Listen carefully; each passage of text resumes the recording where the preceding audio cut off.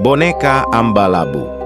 Entitas jahat yang membuat warga ketakutan ini datang meneror salah satu restoran favorit warga, yakni restoran Freddy. Pada suatu malam, seorang satpam restoran Freddy, yakni pekerja handal, melaksanakan pekerjaan rutinnya seperti biasa. Beliau mengecek CCTV dan memastikan animatronik restoran tetap berada di posisinya. Namun hal yang tidak terduga, pada malam itu semua animatronik di restoran Freddy menghilang. Pekerja handal pun kaget dan segera mengecek semua kamera CCTV.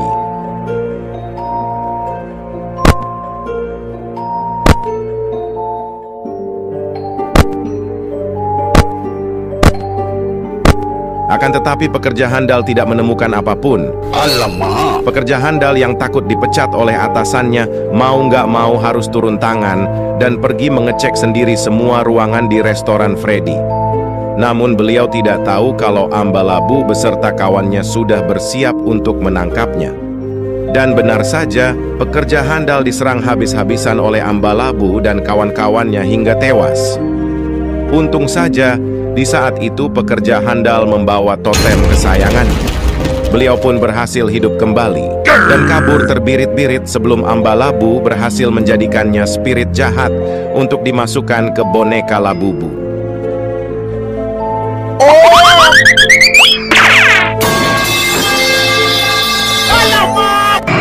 I always come back.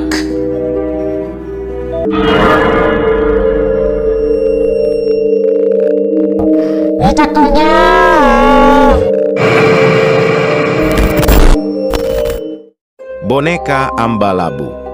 Entitas jahat yang semakin seram dan kuat ini membuat warga hanya bisa pasrah dan menerima nasib akan teror Ambalabu dalam kehidupan mereka. Namun, secercah cahaya muncul kembali di mana jurnal mengenai Ambalabu terbit kembali dengan jilid kedua yang menjelaskan tentang boneka Ambalabu dan sekutunya. Jurnal yang ditulis oleh sosok misterius ini memberi penjelasan mengenai masing-masing sekutu Ambalabu. Yang pertama, Wangsa Labu, sekutu paling pertama yang menjadi sahabat baik Ambalabu ini, merupakan tipe entitas yang santai. Wangsa Labu selalu tersenyum ketika bertemu dengan mangsanya. Namun, di balik senyumnya yang manis, Wangsa Labu dikenal sangat kejam dalam meneror mangsanya, terutama dengan kapak ikoniknya. Hal yang dapat dilakukan Anda ketika bertemu dengan Wangsa Labu adalah segera lari menjauh, karena Wangsa Labu dikenal terlalu santai dan mager untuk mengejar mangsanya. Yang kedua, Nisan Labu, sekutu kedua Ambalabu, yang merupakan seorang mafia berdarah dingin ini, diketahui suka memangsa targetnya yang kelihatan lemah. Takutnya. Maka dari itu, ketika bertemu Nisan Labu, Anda harus terlihat tangguh dan perkasa. Wow. Alamak. Yang ketiga, Rahma Labu. Tidak banyak informasi yang bisa didapatkan dari entitas baru ini. Namun, hal yang bisa dipastikan adalah Rahma Labu sama berbahaya dengan boneka-boneka lainnya. Dan yang terakhir, yakni boneka Ambalabu sendiri. Tidak ada informasi terbaru yang bisa didapatkan, namun kita sudah mendapatkan dua orang yang berhasil selamat dari Ambalabu, yakni pekerja handal dan Batu Mama. Fascinating. What they have become. Boneka Ambalabu. Entitas jahat yang jumlahnya semakin banyak, berniat untuk mencari mangsa baru untuk dijadikan sekutu lagi. Seorang pria kekar yang bernama Kevin sedang berdagang sate sendirian di tepi jalan yang sepi. Dan tepat jam 10 malam, Ambalabu muncul dengan niat untuk menjadikan tukang sate menjadi entitas Labubu seperti dirinya. Namun, kali ini boneka Ambalabu salah memilih lawan. Sang tukang sate yang ternyata seorang agen yang sedang menyamar tidak hanya menangkis serangan Ambalabu, beliau pun berniat untuk menangkap Ambalabu hidup-hidup. Ambalabu yang sadar akan niat agen Kevin alias tukang sate merubah dirinya ke mode merah jambu. Agen Kevin yang melihat Ambalabu mode merah jambu mengatakan, "Mode Ambalabu merah jambu mungkin akan membuatku sedikit kesulitan. Namun, aku akan menang." Mereka pun bertarung selama 3 hari dan 3 malam dengan kedua belah pihak terluka parah, terutama Agen Kevin yang sudah sangat sekarat. Pertarungan ini terhentikan ketika sekutu dari kedua belah pihak muncul untuk menolong. Akan ku gendong. Agen Kevin yang melihat dirinya yang terluka parah dan sudah tidak layak untuk bertarung, khawatir akan keselamatan temannya. Beliau pun meminta agen Milos dan Batubara untuk tidak melanjutkan pertarungan ini dan mundur dari pertarungan. Boneka Ambalabu yang juga sudah kehabisan stamina memilih untuk mundur dan mempersiapkan rencana yang lebih matang lagi untuk menyerang para agen jas hitam. I always come back.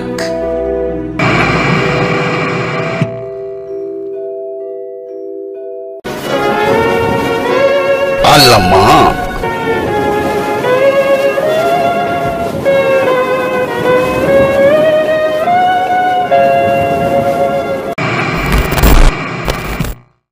Boneka Ambalabu, entitas jahat yang sempat berhadapan langsung dengan para agen jas hitam, kembali meneror sebuah peternakan kecil di wilayah Rongawi Selatan.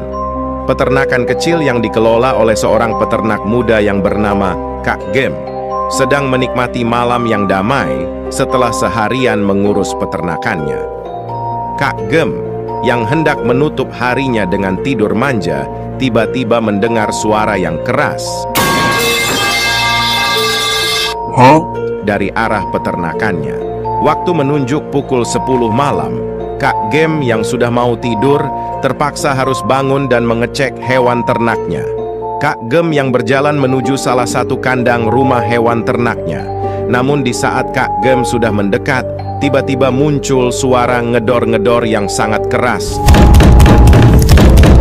Kak Gem yang khawatir hewan ternaknya sedang dalam bahaya, bergegas langsung membuka pintunya dan ternyata tidak ada apa-apa. Cihuy! Hewan ternak Kak Gem tetap dalam keadaan normal. Namun di saat Kak Gem hendak membalik badan, Alamak. Ambalabu yang sudah berhasil menyudutkan Kak Gem mengeluarkan boneka Labubu dan bersiap menjadikan Kak Gem spirit jahat. Namun siapa sangka, peternak muda tersebut ternyata bukan sembarang peternak. Beliau adalah sosok pemberi paham terkuat di bumi. Ubi pucuk kangkung banyak bunyi pecah muncung pantai. Ambalabu yang terkena serangan kepahamannya hampir dikalahkan oleh Kak Gem. Namun, Ambalabu sendiri adalah entitas boneka terkuat saat ini. Beliau mampu menahan semua serangan kepahaman Kak Gem. Akan tetapi, keajaiban berada di pihak peternak muda. Alamak. Tiba-tiba muncul Batu Mama yang membawa panci kematiannya sambil berkata, "Beli telurnya 1 papan, Dek." Ambalabu yang melihat Batu Mama seketika keingat tragedi insiden panci kematian part 8. Ambalabu pun terpaksa mundur dan meninggalkan peternakan Kak Gem. I always come back.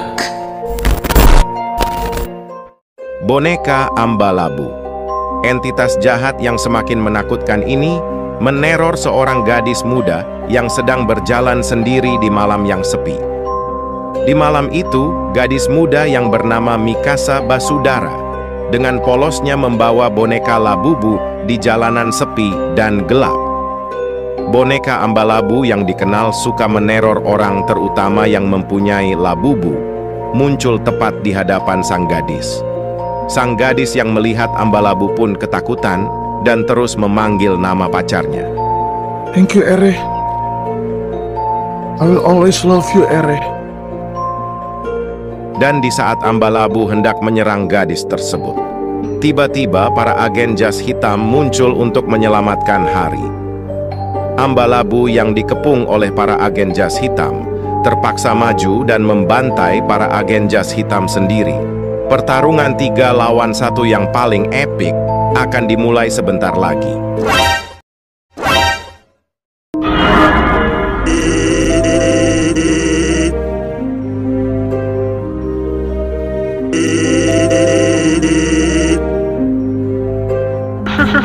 Tidak disangka Batu Mama muncul sambil membawa panci kematian dan belanjaannya. Ambalabu yang hendak menghabisi para agen jas hitam sendiri terpaksa harus mundur. Namun, agen Kevin sudah menutup jalan kabur Ambalabu. Alamak. Untung saja Wangsa Labu dan teman-teman datang untuk menyelamatkan ketuanya. Namun salah satu tim Ambalabu tertangkap dalam aksi kabur mereka. Tolong aku! I always come back.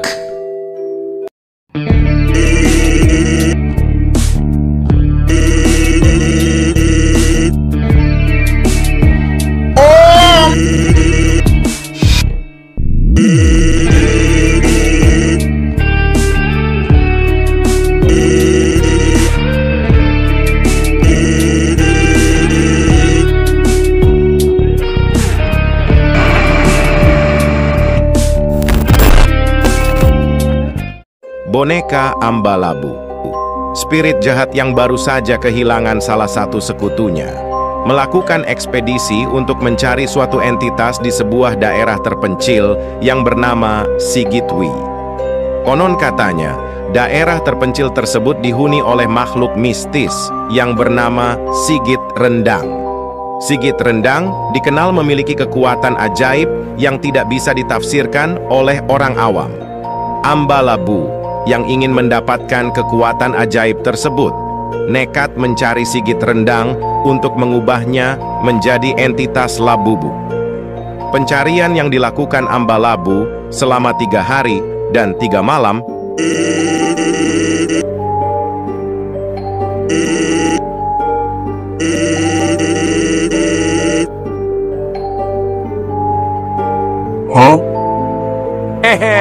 akhirnya membuahkan hasil. Sigit Rendang yang sedang bersantai di sarangnya melihat kehadiran Ambalabu langsung bersiap untuk menyerang. Namun, Ambalabu yang datang dengan penuh persiapan langsung melempar gas air mata ke arah Sigit Rendang. Penglihatan Sigit Rendang pun terganggu dan di kesempatan itu Ambalabu langsung menghantam kepala Sigit Rendang dengan pipa besi.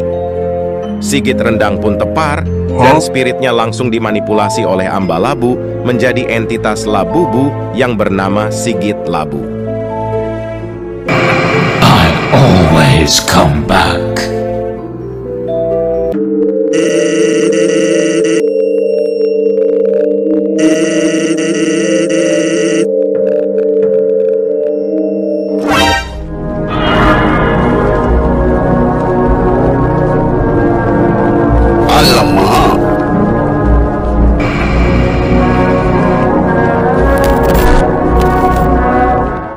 Boneka Ambalabu. Spirit jahat yang berhasil menaklukkan makhluk mistis, yakni Sigit Rendang, kembali meneror seorang satpam shift malam. Seorang satpam yang bernama Pak Wadu, yang merupakan sahabat dekat pekerja handal, sedang menjalankan shift malamnya yang panjang dan membosankan. Pada suatu malam, Pak Wadu bekerja seperti biasa, yakni berpatroli dan memastikan tidak ada anomali di gedung kantor. Alamak. Namun pada malam itu, Pak Wadu membuat suatu kelalaian. Beliau tidak mengecek kamera CCTV secara berkala. Dan sialnya, di malam itu Ambalabu muncul dengan niat untuk mencabut nyawa mangsanya langsung dengan menggunakan kekuatan Sigit Rendang yang telah berubah menjadi Sigit Labu. Pak Wadu yang masih belum tahu nasib malangnya masih asik bermain HP sambil ngemil. Sigit Labu yang diperintah Ambalabu langsung berubah menjadi Sigit Rendang dan menyerang Pak Wadu yang sedang bersantai. Pak Wadu pun kaget, namun tidak langsung kabur. Beliau malah melawan balik dan melaksanakan tugasnya sebagai seorang satpam hingga tetes darah terakhir. Hingga detik ini tidak ada yang tahu pasti nasib Pak Wadu. Beliau juga dinyatakan hilang karena semua bukti penyerangan Ambalabu telah hilang tanpa tertinggal jejak. I always come back.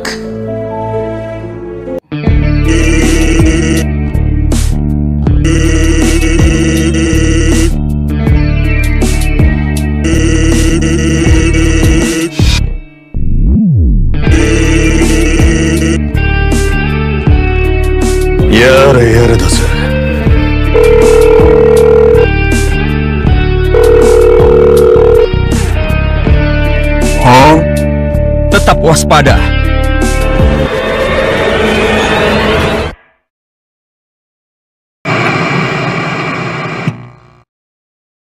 Boneka Ambalabu.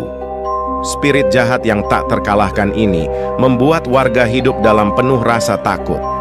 Namun warga diberikan harapan baru lagi dengan terbitnya jurnal mengenai Ambalabu jilid ketiga.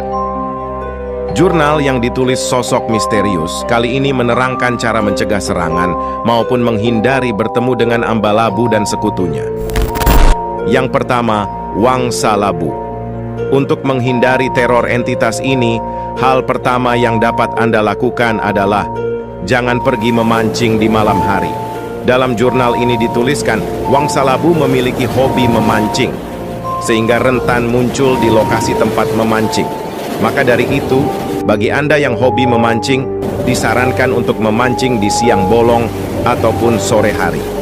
Yang kedua, Nisan Labu. Untuk mencegah serangan entitas ini, Anda cukup membawa secangkir teh hangat. Namun bukan sembarang cangkir teh. Cangkir teh harus dilapisi dengan emas dan diseduh dengan air bersuhu tepat 60 derajat Celcius. Hal ini karena beliau dulunya adalah mafia yang hobi ngeteh sebelum diubah menjadi entitas Labubu. Yang ketiga, Rahma Labu. Entitas ini telah ditangkap dan sedang diamankan, serta diteliti di laboratorium Profesor Ironi. Sehingga tidak banyak informasi yang bisa didapatkan oleh sosok penulis jurnal mengenai Rahma Labu. Yang keempat, Sigit Labu. Belum ada informasi yang bisa didapatkan dari entitas baru ini, namun kekuatan mistis Sigit Labu tidak boleh diremehkan. Yang terakhir yakni Ambalabu. Entitas ini masih menjadi entitas terkuat hingga saat ini. Penulis jurnal hanya meninggalkan pesan, yakni tetap waspada dan jangan sampai lengah. Hingga diterbitnya jurnal ketiga ini, belum ada yang tahu siapa sosok misterius penulis jurnal tersebut. Bittersweet, but fitting. Boneka Ambalabu. Spirit jahat yang merupakan lawan utama agen jas hitam. Kali ini menyerang salah satu anggota agen jas hitam, yakni agen Batubara. Agen Batubara yang sedang menginvestigasi salah satu daerah rawan tindak kriminal. Tidak sadar kalau Ambalabu dan sekutunya telah mengikutinya sepanjang perjalanan. Tidak lama kemudian, agen Batubara mendapatkan panggilan telepon dari agen Milos. Tetap waspada. Dan tepat di momen itu, agen Batubara sadar kalau Ambalabu telah mengikutinya sepanjang waktu. Agen Batubara langsung mengangkat koper hitamnya dan mengeluarkan senjata jaring hitam untuk menangkap Ambalabu. Namun jaring hitam tersebut lenyap dalam sekejap mata. Kekuatan mistis Sigit Labu membuat agen Batubara terheran-heran. Always come back. Nah, I win. Beliau pun diserang habis-habisan dan ditangkap oleh Ambalabu untuk dijadikan sandera. Alamak, dia tak pakai baju. Apakah agen Milos dan agen Kevin dapat menyelamatkan agen Batubara? Akan ku gendong.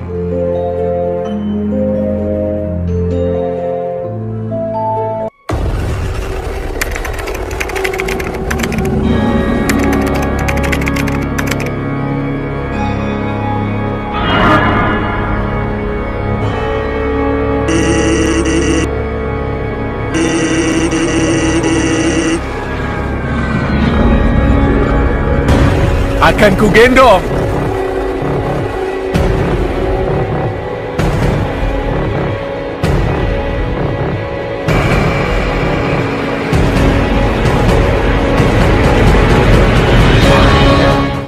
Boneka Ambalabu. Spirit jahat yang menangkap agen Batubara membuat para agen jas hitam berpikir keras cara untuk menyelamatkan anggotanya. Agen Milos dan agen Kevin yang sedang mencari lokasi agen Batubara di Sandera akhirnya menemukan petunjuk yang diberikan oleh Ambalabu langsung, yakni sebuah foto yang bertuliskan pesan yang berisi lokasi markas Ambalabu. Agen Milos dan agen Kevin pun bergegas menuju lokasi.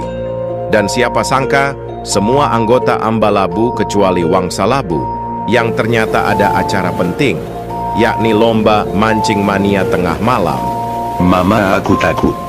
telah menunggu kedatangan mereka. Agen Milos dengan tatapan tajam melihat Ambalabu sambil berkata, Akan ku gendong. namun Ambalabu dengan kekuatan sigit rendang di tangannya berniat untuk menghabisi para agen jas hitam di malam itu juga. I always come back. Dan benar saja, Sigit Labu yang berubah menjadi Sigit Rendang menggunakan kekuatan mistis, yakni pancaran kegelapannya, ke arah agen Milos dan agen Kevin. Siapa sangka agen Milos dan agen Kevin telah mempersiapkan rencana matang sebelum bertemu Ambalabu. Mereka telah menangkap makhluk mistis yakni Ambaruo untuk mengcounter Sigit Rendang. Dan sesuai dugaan mereka, Ambaruo mampu mengcounter Sigit Rendang, bahkan mengalahkannya dalam pertempuran kekuatan mistis 1 lawan 1. Sigit Rendang pun tewas dalam pertarungan mistis terepik abad ini. Melihat kekalahan Sigit Labu alias Sigit Rendang, Ambalabu yang sudah kalah jumlah karena salah satu anggotanya malah pergi ikut lomba mancing mania tengah malam, terpaksa mundur dan menerima kekalahannya. I always come back. Agen Batubara pun berhasil diselamatkan oleh para agen jas hitam. Akan tetapi, selama Ambalabu masih berkeliaran di luar sana, teror Ambalabu tidak akan pernah berakhir. Rencana baru apa yang akan dibuat oleh Ambalabu selanjutnya? I always come back.